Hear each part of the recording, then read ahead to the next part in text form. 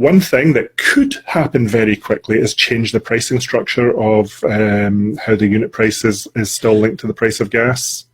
Yeah. Because gas, especially when it's used as a top-up, turning on these fast peaker turbines, is a very expensive way to run electricity.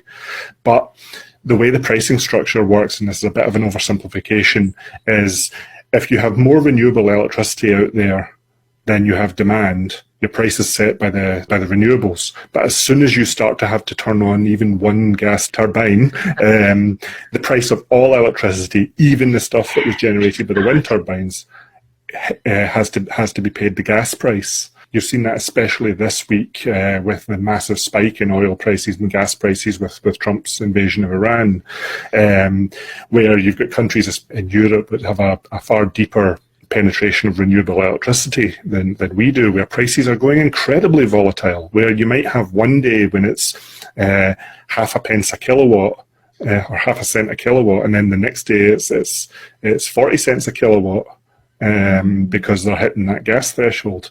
I see it as well. As I mentioned, I'm on one of those variable tariffs, so I'm very sensitive to those days. I can see when the gas turbines are turning on. So fixing that and setting up a system where the price is based maybe on the average price of the aggregate mix of electricity would be one way of bringing those prices down far faster. Because quite frankly, renewable energy, and especially wind, especially solar power, are now the cheapest forms of electricity generation we have ever had. The revolution in solar over the past 2 decades has surpassed all expectations by orders of magnitude.